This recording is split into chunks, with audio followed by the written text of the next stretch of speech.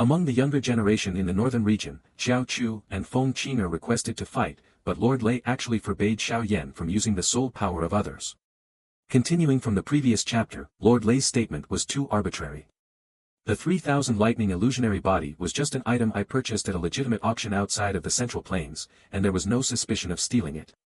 If according to his words, wouldn't all the inherited Do techniques become a path to self-destruction? As for the 3000 lightning illusionary body, I had already returned it to the Northern Pavilion Master, and I believe he should know this. Xiao Yan said in a deep voice. Fei Tian's face changed slightly, and he glared at Xiao Yan fiercely, but at this moment, he dared not make a move at will. After all, Lord Feng was by Xiao Yan's side, and if he dared to make a move again, the consequences would be unimaginable. Lord Lei did not respond to Xiao Yan's words. At present, what troubled him the most was Lord Feng. As long as he protected Xiao Yan, today's matter would surely become very difficult. This was not the result he wanted to see. If the two pavilions really went to war, no matter which side won, they would suffer huge losses, and in the end, it would only allow others to reap the benefits. Lord Lei gently tapped the back of the chair with his fingers. After a while, he finally sighed and said faintly, this matter ultimately started with Xiao Yan and the northern pavilion of the Storm and Thunder Pavilion. Then, for the sake of Lord Feng, let Fei Tian and Xiao Yan have a decisive battle. No matter who wins or loses, this matter will be settled. But neither of us will intervene, how about that? Lord Feng narrowed his eyes slightly, glanced at Fei Tian, and then shook his head and smiled. Fei Tian's seniority is much higher than Xiao Yan's. It's not a good reputation to bully the young and the weak. After being rejected by Lord Feng, Lord Lei's face also darkened. Then what exactly is Lord Feng's plan? It's absolutely impossible for my Storm and Thunder Pavilion to do nothing and just let Xiao Yan go like this. Lord Jian smiled and interjected, well, Fei Tian's seniority is indeed higher than Xiao Yan's. How about letting the younger generation fight? The scene will also be more fair. Lord Lei frowned, pondered for a moment, and then nodded, then let Feng Qing'er fight with Xiao Yan. If Xiao Yan loses, he must not use the 3000 lightning illusionary body in the future. If Feng Qing'er loses, then the grudge between Xiao Yan and the Storm and Thunder Pavilion will be wiped out. Of course, before this fight, the use of other people's soul power is prohibited. At the end of his words, Lord Lei glanced at Xiao Yan, obviously knowing that there was an extremely powerful soul entity in Xiao Yan. Lord Feng hesitated slightly. He also understood that this was the result of the Storm and Thunder Pavilion's multiple compromises. If the problem could not be solved, there would be no point in continuing the negotiation today. While Lord Feng was hesitating, Feng Qing'er at the edge of the square lightly moved her lotus steps, entered the square, and then looked at Xiao Yan with her beautiful eyes. A clear voice with a hint of arrogance slowly rang out, Feng Qing'er of the Storm and Thunder Pavilion, I wonder if you dare to accept the challenge. Xiao Yan smiled, his gaze fixed on Feng Qing'er's proud figure, and a surge of heroic spirit emerged from the bottom of his heart. He understood Lord Feng's dilemma, and moreover, he was after all the disciple of old Xiao. No matter what, he could not disgrace his teacher's reputation in front of this life-and-death friend of his teacher. I'll accept it. With a clear and loud laugh, his heroic spirit soared to the clouds. Seeing that Xiao Yan was actually not afraid at all, Lord Feng was slightly stunned, and then a hint of imperceptible approval flashed in his eyes.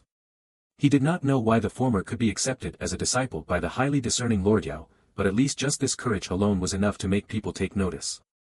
With Lord Feng's eyesight, he could naturally sense Feng Qing'er's powerful strength. Although Xiao Yan had also broken through to the Do Zone realm, it was still difficult to predict who would win in this battle. Lord Feng had heard some stories about Xiao Yan, but according to what he had heard, this was because there was a powerful soul entity in Xiao Yan's body.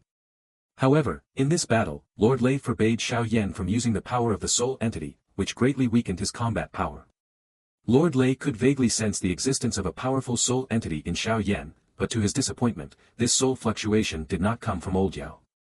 Lord Feng cautioned carefully, this girl's strength is extraordinary. If I guess correctly, after undergoing the baptism of the heavenly blood altar, she has truly become a Do Zone, and with her identity, her combat power is far beyond that of an ordinary Do Zone. Stay vigilant, and even if you really lose to her, there is no need to fight hard.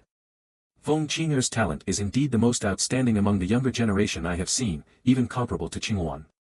Losing to her is not a shameful thing. Hearing this, Xiao Yan was slightly stunned, and then smiled and nodded. He also knew that since Wang Chen could reach the level of half a step into the Do Zone by relying on the heavenly blood altar, it was not impossible for Feng Qing'er to break through to the Do Zone with her even more terrifying talent. But the identity mentioned by Lord Feng puzzled him. Of course, although he nodded in agreement, Xiao Yan straightened his body slightly.